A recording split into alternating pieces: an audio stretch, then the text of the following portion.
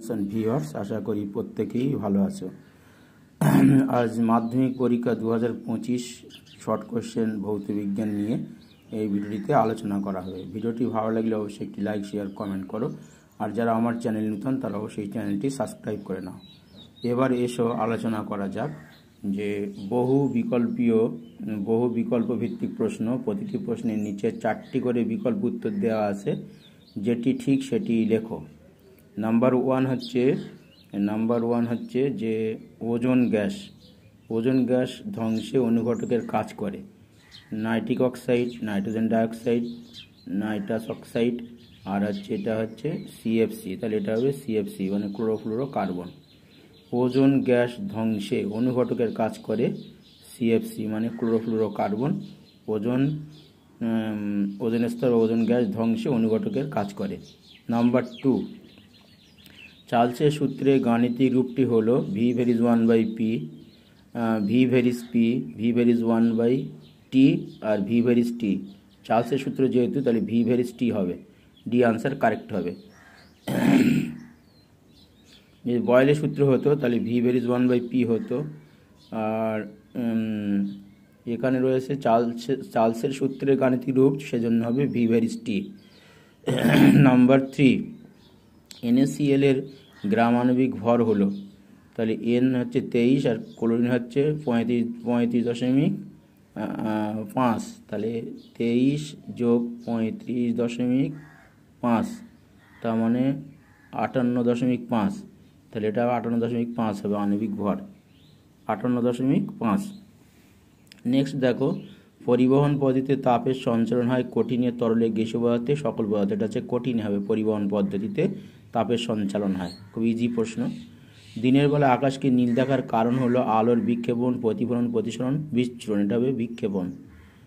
দিনের বেলায় আকাশকে নীল দেখার কারণ আলোর বিক্ষেপণ।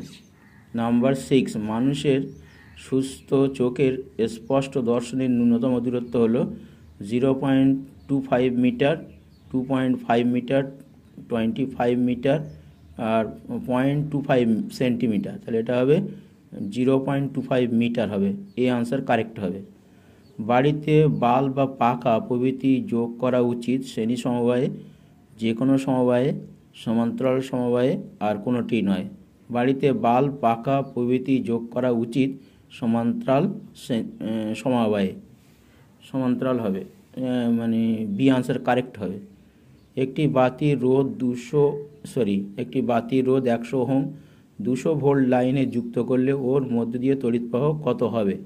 তাহলে আমরা জানি যে তড়িৎ প্রবাহ ভি সমান আইআর। তাহলে আমাদের এখানে কী চেয়েছে? আইয়ের মান চেয়েছে। তাহলে আই সমান ভি বাই আর হবে। তাহলে ভি কত এখানে? 200 ভোল্ট আর আর হচ্ছে 100। তাহলে 200কে 100 দিয়ে ভাগ করলে 200/100, তাহলে কেটে গেলে 2 হয়, 2 অ্যাম্পিয়ার। তাহলে বি আনসার কারেক্ট হবে। তাহলে একটি বাতির রোধ 100 ওহম 200 ভোল্ট লাইনে যুক্ত করলে ওর মধ্যে দিয়ে প্রবাহমাত্রা হবে 2 অ্যাম্পিয়ার। কারণ আমরা জানি ভি সমান আইআর, তাহলে আই সমান ভি বাই আর। ভি হচ্ছে এখানে 200 আর আর হচ্ছে 100। 200কে 100 ভাগ করলে 2 হয়, 2 অ্যাম্পিয়ার হবে। তাহলে বি আনসার কারেক্ট হবে। নেক্সট দেখো, কোনটি তেজস্ক্রিয় রশ্মি নয়? এটা হবে আলফা, মাইক্রোওয়েভ হবে। আলফা, বিটা, গামা এগুলো তেজস্ক্রিয় রশ্মি, কিন্তু নয় বলেছে, তাহলে মাইক্রোওয়েভ হবে, মাইক্রোওয়েভ। নাম্বার 10 হচ্ছে কোনটি ক্ষার ধাতুর শ্রেণী? 1A, এটা হবে আনসার কারেক্ট হবে। এখানে কোনটি ক্ষার ধাতুর শ্রেণী হচ্ছে 1A শ্রেণী।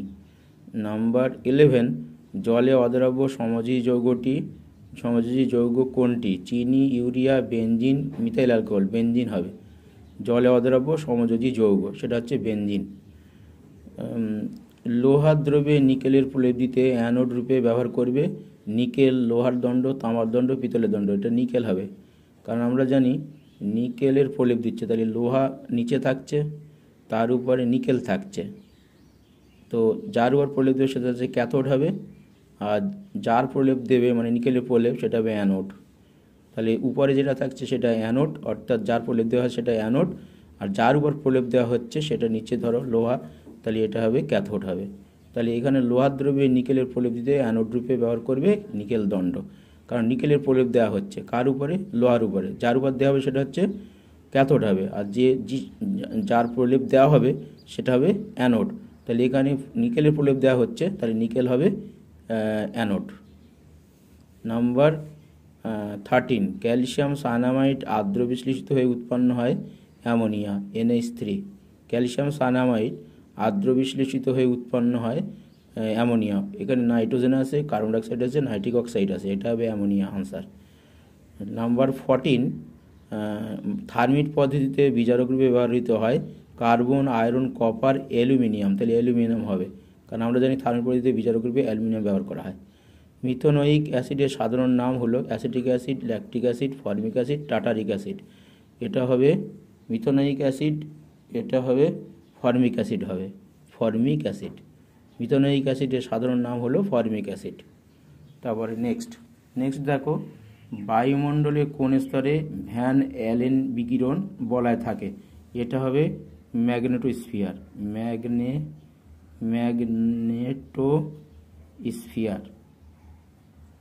স্ফিয়ার স্তর। গ্যাসোহোল কী কাজে ব্যবহৃত হয়? এটা হবে গ্যাসোহোল হচ্ছে গাড়ির জ্বালানি হিসেবে ব্যবহার করা হয়, এটা গাড়ির জ্বালানি হিসেবে ব্যবহার করা হয়। গ্যাসোহোল কী কাজে ব্যবহৃত হয়? গাড়ির জ্বালানি হিসেবে ব্যবহৃত হয়। কিলো জুল প্রতি গ্রাম কিসের একক? এটা হচ্ছে তাপন মূল্যের একক, তাপন মূল্যের একক। জ্বালানির তাপন মূল্যের একক, হলো কিলো জুল প্রতি গ্রাম। পরম স্কেলে বিশুদ্ধ জলের হিমাঙ্ক কত? এটা হবে 273 কেলভিন। কোন উষ্ণতায় গ্যাসীয় অণুর গতি লোপ পায়? এটা হবে -273 ডিগ্রি সেন্টিগ্রেড উষ্ণতায়। কোন ধাতুর তাপ পরিবাহিতা সবচেয়ে বেশি? এটা হচ্ছে রূপার তাপ পরিবাহিতা সবচেয়ে বেশি। গাড়ির হেডলাইটে কোন ধরনের দর্পণ ব্যবহার? এটা অবতল দর্পণ। গাড়ির হেডলাইটে কোন ধরনের দর্পণ ব্যবহৃত হয়? অবতল দর্পণ।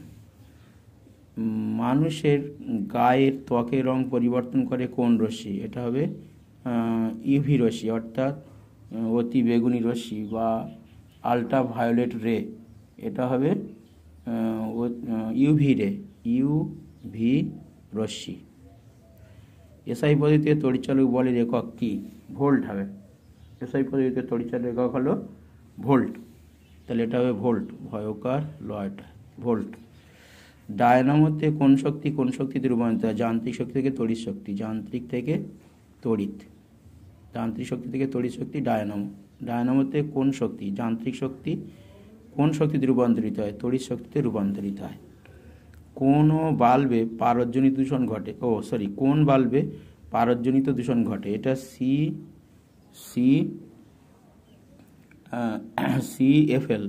CFL বাল্বে পারদজনিত দূষণ ঘটে। কোন তেজস্ক্রিয় রশ্মির ভেদন ক্ষমতা সবচেয়ে কম? এটা হচ্ছে আলফা রশ্মির ভেদন ক্ষমতা সবচেয়ে কম। সোডিয়াম পটাশিয়ামের মধ্যে কোনটি বেশি সক্রিয়? পটাশিয়াম সক্রিয়। সবচেয়ে সক্রিয় হ্যালোজেন মৌলটি হলো ফ্লুরিন, ফ্লুরিন। সবচেয়ে সক্রিয় হ্যালোজেন মৌল হলো ফ্লুরিন। বিরল মৃত্তিকা মৌলের সংখ্যা কটি? এটা হবে 14টি হবে। বিরল মৃত্তিকা মৌলের সংখ্যা কটি? 14টি। নাম্বার 13, উপযুক্ত শব্দ বসিয়ে শূন্যস্থান পূরণ করো। আয়নীয় যৌগে কোনো ড্যাশ অস্তিত্ব থাকে না। আয়নীয় যৌগে কোনো অণুর হবে, এখানে অণুর অস্তিত্ব থাকে না, অণুর। অথবা তড়িৎ বিশ্লেষণের সময় কোন শক্তি রাসায়নিক শক্তিতে রূপান্তরিত হয়? এটা হবে তড়িৎ শক্তি রাসায়নিক শক্তিতে রূপান্তরিত হয়, তড়িৎ শক্তি হবে। সত্য না মিথ্যা লেখো। অ্যামোনিয়া গ্যাস শোষণে নেসলার দ্রবণ তামাটে বাদামি বর্ণ হয়ে যায়, সত্য। তড়িৎ বিশ্লেষণে ক্যাথোডে কী ধরনের বিক্রিয়া ঘটে? ক্যাথোডে হচ্ছে বিজারণ বিক্রিয়া। আমরা যদি অ্যানোডে জারণ বিক্রিয়া ঘটে, ক্যাথোডে বিজারণ বিক্রিয়া ঘটে, তাহলে এটা বিজারণ হবে। H2S এর জলীয় দ্রবণ অ্যাসিড না ক্ষার? এটা হবে অ্যাসিড। অ্যাসিড হবে। তারপর 17 বাম স্তম্ভের সঙ্গে ডান স্তম্ভের সামঞ্জস্য বিধান করো। 4টে আছে। কিপ যন্ত্রে প্রস্তুত করা হয় হাইড্রোজেন সালফাইড গ্যাস। পচা ডিমের গন্ধযুক্ত গ্যাস H2S গ্যাস কিপ যন্ত্রে প্রস্তুত করা হয়। কার্বন ব্ল্যাক তৈরিতে ব্যবহৃত হয় মিথেন, মিথেনের ব্যবহার। কার্বন ব্ল্যাক তৈরিতে ব্যবহৃত হয় মিথেন। সুগন্ধি দ্রব্য তৈরিতে ব্যবহৃত হয় ইথাইল অ্যালকোহল। কাঁচা ফল পাকাতে ব্যবহৃত হয় ইথিলিন। হয়ে গেল। এবারে ডিনের নাম্বার 18 দেখো। ডিনের চার্জ স্পিরিট কি? Methyl alcohol CH3CO plus ethyl alcohol CH3CH2OH methyl alcohol. Ethyl অ্যালকোহলের সংমিশ্রণকে ডিনেচার্ড স্পিরিট বলা হয়। এলপিজির প্রধান উপাদান কি? বিউটেন হবে এলপিজির প্রধান উপাদান, বিউটেন প্রোপেন এসব থাকে। এটা প্রধান উপাদান চেয়েছে, তাহলে বিউটেন উত্তর হবে। নেক্সট, এই শর্ট কোশ্চেনগুলো ভালো করে প্র্যাকটিস করো। এগুলো খুব ইজি আছে এবং প্রশ্ন উত্তরগুলো করে দেওয়া হয়েছে খুব দ্রুত। তোমাদের আর সময় বেশি নেই, পরীক্ষার সামনে, তাই জন্য দ্রুত শর্ট কোশ্চেনগুলো করো। এখানে 15 নম্বর আছে শর্ট কোশ্চেনে এবং মানে এক কথায় উত্তর দেওয়া সেটাতে 21 নম্বর। এইগুলো মোটামুটি যদি তোমরা করো অনেক নম্বর পেয়ে আসবে। আর বড় কোশ্চেনগুলো তোমাদের প্র্যাকটিস করতে হবে, তাহলে অবশ্যই ভৌত বিজ্ঞানে ভালো নম্বর পাবে আশা করি। আজ এই পর্যন্ত, আবার নেক্সট ভিডিওতে দেখা হবে। Thank you students and viewers.